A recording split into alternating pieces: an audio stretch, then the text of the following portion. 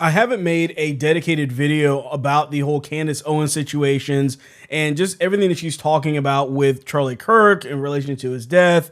And mainly because of the fact that I have a podcast where I break down more detail of all of this that's more than what can be really covered in a YouTube video. But I really wanted to talk about this because a new video has surfaced where she's basically blaming the government, but it sounds like she's blaming Trump for Charlie Kirk's death at this point. And I think it just needs to be discussed at this point because there's a different claim every week. It seems like the story just keeps changing depending on what's convenient for her. So let's check it out. Just really needed to just take a breather and really process everything that happened with Charlie and what it kind of means in terms of where we are. And I think it is a circumstance where we just know. We just know that he was truly betrayed in one of the most egregious ways that I think I've ever seen. It has made me lose faith in politics. It has made me fully lose faith in Trump. And my heart aches for the fact that he gave so much of his life to Trump and to politics. And they just were like, nope, that is it. It serves us or it doesn't serve us, and we want to move on. And so here's a holiday. Bro, if they try to give me a holiday, what is with them giving people a holiday after they kill them? Why is that a thing? You know what I mean? Like, oh, Martin Luther King, what about this holiday? What about this boulevard? Anyways, let me knock it off. Like, they're going to give Charlie Kirk a boulevard. They already did. They did in Israel. They gave him a freaking boulevard. It's like, as soon as they give you a boulevard and a holiday, they definitely killed you. Okay, there's no question. They killed you. There's no way. That's like their signature thing. It's like that's what they do. It's the Fed signature. It's how they sign off after they murder you. They're like holiday and a boulevard. And it's never on a nice side of town either. Like Charlie Kirk Boulevard is not going to be a nice side of town. Anyways, I will be back on the 27th, you guys. Thank you guys for all the support throughout these couple of weeks. Yeah, so you get the idea there. And really what it is that, you know, she's indirectly saying that Trump either knows something that he's not telling everybody and completely just throwing everything under the rug about everything that Trump has done, right? And I find that messed up because what was he supposed to do? I mean, if he didn't do these things, wouldn't she still probably be upset at the fact that he didn't do anything? I mean, he gave him a Medal of Honor. It literally has a cross engraved on the back of it, which is the first time that's ever been done. And it has a day. You can think that doesn't mean anything, but what else is he supposed to do? You know, erect a massive tower in the middle somewhere with his name plastered all over it? Like, what do you expect Trump to do at this point? And for her to sit there and say that he killed her or that the government killed him in some way, it's still just dangerous territory you're playing here, because there are going to be people that say, well, she never said Trump killed him. Yeah, but you're acting as if Trump is complicit in this, and it's getting ridiculous. At what point do we just call foul on her? So here's a comment saying she's a conspiracy factor.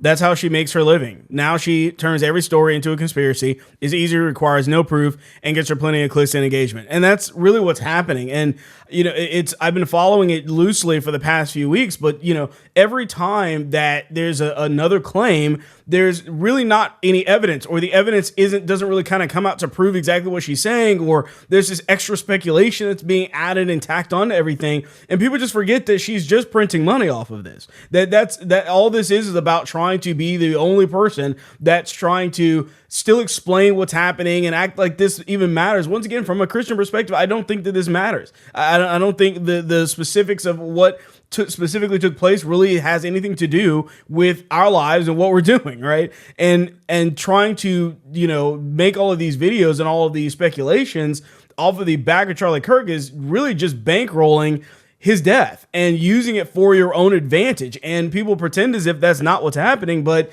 that's what the effect is. She's absolutely benefiting from this more than any other kind of content right now. So that's what's happening. And it just seems like it's just blame this person, blame that person, blame this person. But it's up to us somehow, for some reason, completely backwards, to prove her wrong. That doesn't work that way. If you're going to make a claim, you have to back that up with legitimate evidence. You can't just say whatever you want and just pretend as if people should believe you unless proven otherwise. Oh, geez. Imagine if the real plot twist is Candace killed Charlie. I mean, at this point, might as well. Everybody else has been blamed. You blamed Israel. Now you're blaming Trump. You blame this person, that person. I mean, maybe she's just trying to muddy the waters, right? Who knows at this point, right? And if I were her, this is exactly what I would do if I had the exact same mindset. Just blame somebody, say that it's clearly Candace that did it, and it's up to everyone else to prove me wrong. Like that's ridiculous. I don't have any evidence of that, but that's the same thing that she's doing right now. Another comment: I hate that she's using Charlie Kirk's name to boost her platform's absurdity. I followed Candace Owens for a long time, or since her time with Charlie Kirk for years. This is hurtful, disrespectful, creating more division. She's truly lost her way. And I feel the exact same way. I mean, it's disrespectful to Charlie Kirk at a certain point, and now you're just going to start dragging Trump's name into this whole thing as well. Like, where does it end? So here's another comment here saying that I didn't hear her say that. She said them and they. And what you need to understand, what this guy needs to understand in this situation is that what she's saying is, yes, them as the government, they as the government, but she's specifically referring to the things that Trump did specifically for Charlie Kirk. Trump is the one that gave Erica Kirk the medal in honor of Charlie Kirk. He is also the one that literally set up the holiday to be about Charlie Kirk as well. So you can, refer to the government as they and them, whatever, but the things that she's talking about happened the day that planned that. She said, if they give you a day, they killed you.